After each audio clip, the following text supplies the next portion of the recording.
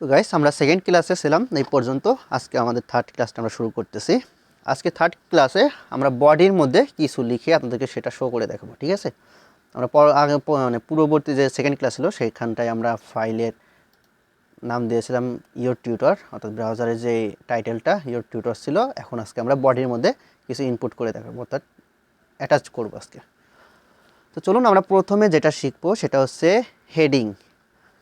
আমরা যে কোনো ওয়েবসাইটে গেলে দেখি যে উপরে বড় করে সেই ওয়েবসাইটের নামটা লেখা থাকে বড় করে, ঠিক আছে। তো সেটার জন্য আমরা ইউজ করব H1 দিলাম। H1 দিয়ে আবার এটা শেষ করতে হবে, H1 দিলাম, ঠিক আছে। তো এখানটা যদি আমরা লিখি, এটা আগে সেভ করি, ঠিক আছে। এটা সেভ করে আমরা একটা ব্রাউজারটা রিলোড দিয়ে আসি, দেখি যে কোনো চেঞ্জ আছে নাকি। দেখুন নাথিং টু চেঞ্জ, ওকে। এখন যদি এখানটা আমরা লিখি ইয়োর টিউটর, ঠিক আছে, এটা লিখলাম। এটা লিখে যদি এখন আমরা এটা রিলোড করি, দেখুন এই যে ইয়োর টিউটর দিয়ে একটা হেডিং 1 চলে আসলো, ঠিক আছে। এই একটু বড় করে দিয়ে দেখুন ইয়োর টিউটর একটা হেডিং চলে আসলো বডির মধ্যে। আমরা ফার্স্ট HTML এ কোনো আউটপুটটা দেখতে পেলাম তা বডির মধ্যে, ঠিক আছে। তো এই যে H1, এই H-এর 6টা ভার্সন আছে, অর্থাৎ H1 থেকে H6 6টা আছে। তো আমরা এই 6টা এখন বুঝবো কী করে। এই দেখুন আমরা এটা চেঞ্জ করে দিই, তাহলে বুঝতে পারবেন। This is heading 1। তো এটা আমরা কপি করতেছি, Ctrl+D দিলে পারে এটা কপি হয়। কিবোর্ড থেকে Ctrl+D দিবেন, তাহলে এটা কপি হবে এক লাইন করে। তো এটা দেবো হেডিং 2, এটাও হেডিং 2 হবে। আবার এটাও 2 করে দিলাম, ঠিক আছে। এটা হেডিং 3 দিলাম, এখানটাও 3 দিলাম, এখানটাও 3 দিলাম। 4 4 4, এখানটায় 5 দিলাম, না এটা 6 দিই যাতে একটু বুঝতে সুবিধা হয়। এইটাও 6 দিলাম, এইটাও 6 দিলাম, ওকে। এখন এইটা 5 দিই, হেডিং 5 হেডিং 5 হেডিং 5, ও এইখানটা একটা ব্র্যাকেট মিস্টেক, ওকে কমপ্লিট। তো দেখুন যে এটা হেডিং 1 অর্থাৎ H1 দিলাম, তারপরে H2 H3 H4 H6 H5, ঠিক আছে। তো এইগুলো কেন দিলাম, চলুন এটার একটু আউটপুটটাকে দেখে আসি। এটা সেভ করি, সেভ করে এখন ব্রাউজারে দেখি। এই দেখুন হেডিং 1, দিস ইজ হেডিং 1, সব থেকে বড় H1। তারপর this is heading 2, H2 heading 1 থেকে ছোট, আর বাদ বাকি যত হেডিং 3 4 5 6 আছে সেগুলো থেকে হেডিং 2টা বড়, ঠিক আছে। পর্যায়ক্রমিকভাবে 1 2 3 4, তারপর 6টা দিছি যাতে একটু বুঝতে সুবিধা হয়। হয়তো অনেকে ভাবতে পারে যে পরপর লিখছি তাই হয়তো ছোটো বড় আসছে, কিন্তু তা না। এটা হচ্ছে H এর ভ্যারিয়েন্ট অনুযায়ী, অর্থাৎ H1 থেকে 6 পর্যন্ত যেভাবে দিব সেভাবে আসবে। H6 সব থেকে ছোট, H1 সব থেকে বড়, ঠিক আছে। আশা করি তো বুঝতে পারছেন এইটুকু যে আপনার H1 সব থেকে বড় হবে, আর H6 অর্থাৎ হেডিং 6 যেটা সেটা সব থেকে ছোট হবে, আর বাদ বাকি যেগুলো থাকবে সেগুলো পর্যায়ক্রমিকভাবেই ছোট বড় হবে। আশা করি বুঝতে পারছেন বিষয়টা।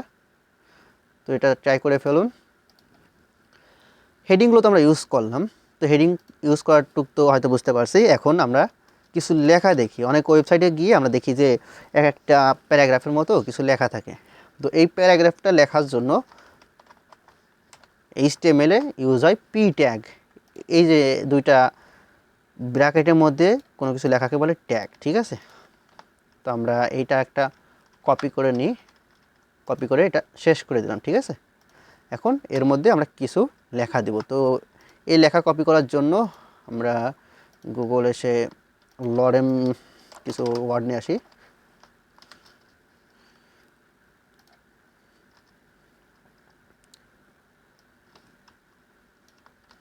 হ্যাঁ, এখান থেকে কিছু লেখা কপি করে নিলাম, কপি করে আমরা এখান থেকে পেস্ট করে দিলাম। ওকে, এটা এখন একটা সেটিংস শিখে নেন। এই যে দেখুন আমি কিন্তু লেখাগুলো পেস্ট করছি কপি করে এনে, সেই কারণে হচ্ছে আমার লেখাগুলো ডান থেকে পুরো বাম দিকে চলে গেছে।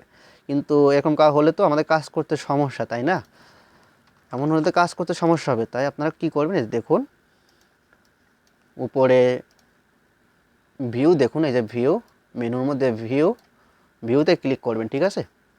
এই যে ভিউতে ক্লিক করলাম, ভিউতে ক্লিক করার পরে ওয়ার্ড র্যাপ নামে একটা অপশন আছে, এই যে দেখুন ওয়ার্ড র্যাপ। ওয়ার্ড্রপে ক্লিক করলাম, এই দেখুন আপনার ডিসপ্লে সাইজ যতটুকু থাকবে তারপর থেকে এগুলো অটোমেটিক নিচে আসতে শুরু করবে।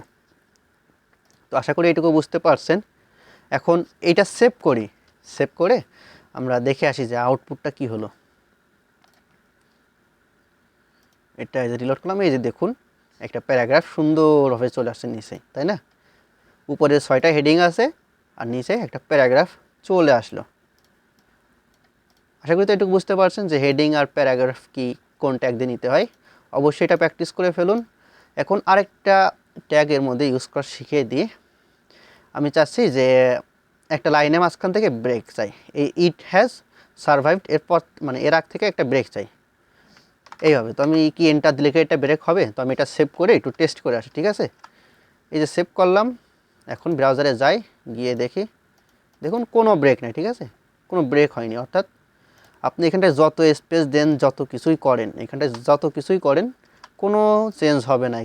এখানটায় একটা স্পেসই ধরে নেবে, এটা বেশি স্পেস ধরবে না, অনলি একটাই ধরবে। যতই আপনি স্পেস দিন একটা স্পেসে ধরবে প্যারাগ্রাফের মধ্যে, ঠিক আছে?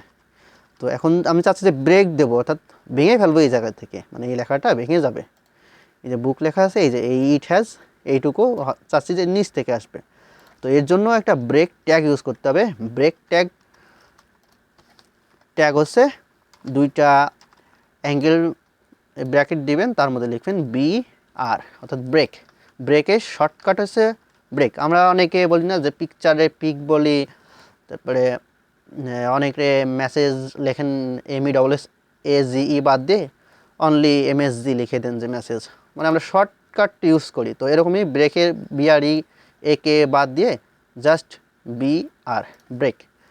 অর্থাৎ এটা ভেঙে দিবে, ব্রেক অর্থাৎ ভেঙে ফেলা এই জায়গা থেকে।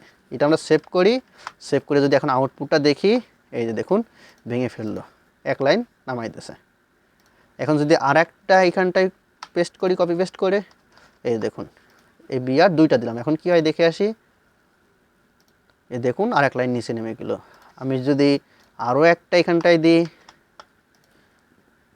এই দেখুন আরও এক লাইন নিচে নেমে গেল, তাই না?